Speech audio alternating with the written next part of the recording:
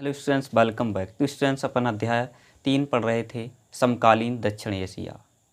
उसका पार्ट 1 आपने पढ़ ही लिया होगा। नहीं पढ़ा तो उसका लिंक आपको नीचे डिस्क्रिप्शन बॉक्स में मिल जाएगा, वहाँ से जा कर के देख सकते हैं। इसमें आज का हमारा काफ़ी महत्वपूर्ण क्वेश्चन है कि नेपाल में राजतंत्र से लोकतंत्र कैसे आया।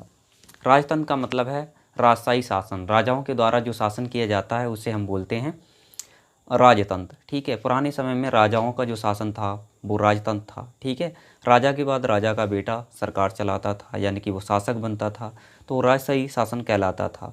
अब क्या है, जैसे कुछ जगह लोकतंत्र है, जैसे भारत में और श्रीलंका में लोकतंत्र है। लोकतंत्र का मतलब है हर व्यक्ति आज़ाद होता है चुनाव लड़ने के लिए वहाँ, और जिसको ज़्यादा वोट मिलेंगे, यानी कि 2-3 पार्टियाँ, जितनी भी पार्टियाँ लड़ रही होंगी, और जिसको ज़्यादा वोट मिलेंगे वो सरकार में बैठता है, वही प्रधानमंत्री बनता है। राजतंत्र में ऐसा बिल्कुल नहीं होता है। राजतंत्र में राजा की मृत्यु होने के बाद उसका बेटा उत्तरदायी बनता है, यानी कि वह राज्य चलाता है। ठीक है, तो राजतंत्र से लोकतंत्र कैसे स्थापित हुआ, इस क्वेश्चन में अपन जानेंगे।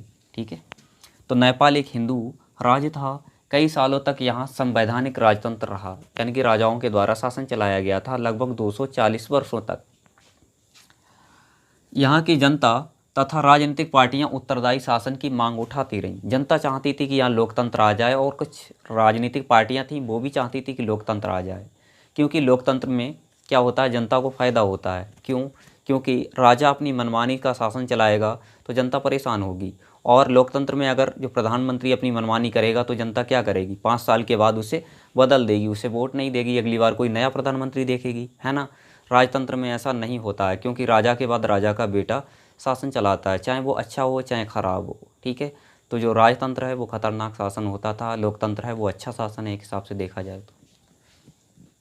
राजा ने सेना की सहायता से शासन पर नियंत्रण बना लिया। सेना की सहायता से राजा ने क्या किया, मतलब शासन के ऊपर कब्जा कर लिया, जिससे यहाँ लोकतंत्र की राह रुक गई। लोकतंत्र स्थापित नहीं हो पाया क्योंकि शासन राजा ने अपने कब्जा में कर लिया।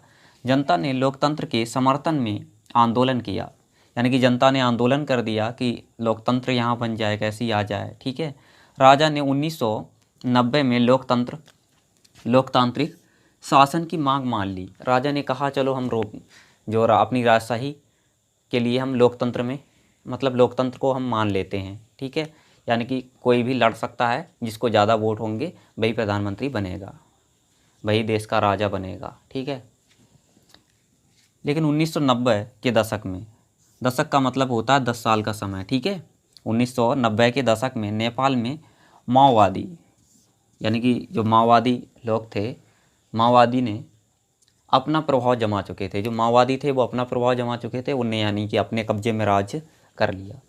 ठीक है, राजा की सेना और माओवादी के बीच हिंसक लड़ाई हुई, यानी कि बहुत ज़्यादा खतरनाक लड़ाई हुई, और 2002 में राजा ने संसद को भंग कर दिया, और जो थोड़ा बहुत लोकतंत्र था वो भी ख़त्म हो गया, यानी कि थोड़ा बहुत नाम मात्र का जो लोकतंत्र था वो भी ख़त्म हो गया जब संसद भंग कर दी राजा ने। ठीक है, 2006 में एक बहुत बड़ा आंदोलन हुआ, उसके बाद राजा ने उनकी बात मान ली और संसद को बहाल कर दिया। राजा ने उनकी बात मान ली और संसद को बहाल कर दिया, लेकिन यही चलता रहा। उसके बाद 28 मई 2008 को वहाँ लोकतंत्र स्थापित हो गया। तो सन भी याद रखेंगे, ये डेट है 28 मई 2008 को वहाँ लोकतंत्र स्थापित हो गया पूरी तरीके से। ठीक है, क्योंकि ये एक बड़े आंदोलन के बाद राजा ने संसद को बहाल किया था। ये आंदोलन कर रहे थे लगभग 7 महागठबंधन थे छोटे छोटे वहाँ के, और माओवादी लोग थे और सामाजिक कार्यकर्ता, इनके बीच एक आंदोलन हुआ काफ़ी बड़ा। उसके बाद राजा ने जो संसद को बहाल कर दी। ठीक है, और 28 मई 2008 को वहाँ लोकतंत्र स्थापित हो गया। अब पढ़ते हैं नेक्स्ट।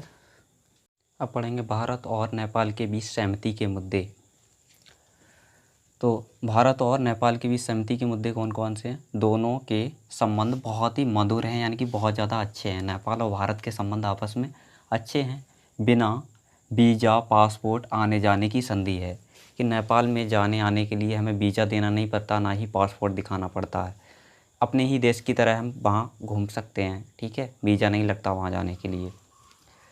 और क्या, व्यापार और वैज्ञानिक सहयोग है। ठीक है, नेपाल के साथ वहाँ काम कर सकते हैं। ठीक है, नेपाल में हमारे यहाँ के लोग भी, यानी कि भारत के लोग भी वहाँ काम कर सकते हैं, और नेपाल के लोग भारत में काम कर सकते हैं। ठीक है, और क्या है सहयोग के मुद्दे?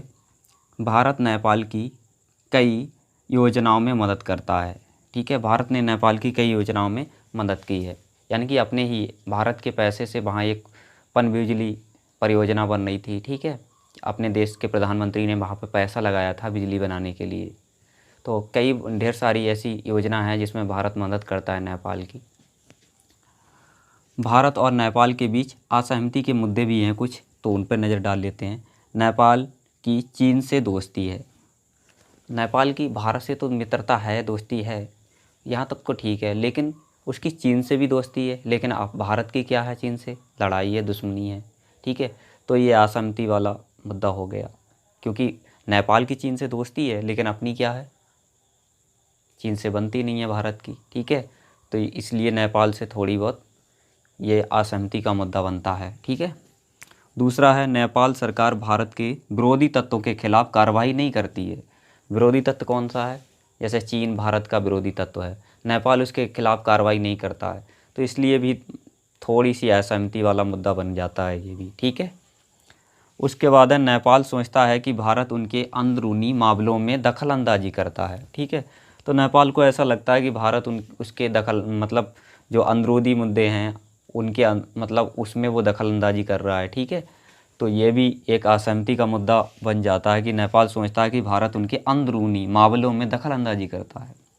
उसके बाद है जल, नदी व पनबिजली पर असहमति है। ठीक है, तो जल और नदी व पनबिजली पर भी थोड़ी बहुत असहमति है। जैसे भारत के पैसे पर वहाँ जो बिजली परियोजना बिजली तैयार हो रही है, तो इसलिए तैयार हो रही है ताकि वहाँ जो बिजली बने वो भारत को भी कुछ सप्लाई करे, है ना, नेपाल यूज करे और भारत को भी दे।